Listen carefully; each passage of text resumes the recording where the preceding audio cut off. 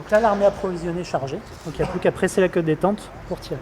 La posture est encore un peu hésitante. Léonie, 16 ans, tient une arme pour la première fois. Tu t'en es sorti comment Ça va, mais vu que j'avais pas mes lunettes, j'arrivais pas trop à viser au milieu.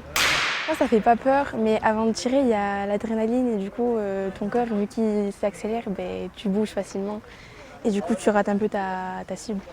Léonie et 17 autres lycéens s'initient au tir avec un pistolet à balles en plastique non létal à la gendarmerie Abadi de Pau. Une immersion d'une semaine dans le cadre du service national universel qui démarre par cet atelier autour du maniement des armes. Tout objet peut présenter un risque, évidemment, mais celui-ci a une charge symbolique très forte. Et on voulait justement que cette charge, elle soit ressentie par le jeune comme étant à la fois de la confiance en eux et aussi le fait de sentir cette responsabilité, les investir. La formation permet de découvrir le métier de gendarme, de développer un esprit citoyen, voire d'affiner un projet professionnel pour Mathéo, originaire de Bénéjac.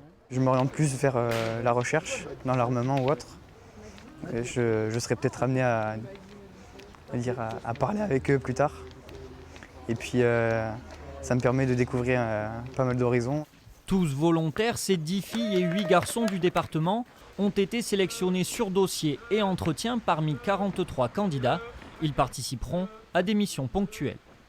Ça apporte aux jeunes la connaissance de la gendarmerie, ses missions, et pourquoi pas leur donner l'envie par la suite d'intégrer un corps en uniforme, que ce soit la gendarmerie ou un autre service. Et pour la gendarmerie, eh bien, ça offre l'occasion de se faire connaître auprès d'une population jeune qui est engagée. Lancé cette année dans les Pyrénées-Atlantiques, le service national universel profite à 220 jeunes. Il devrait être étendu dans les années à venir.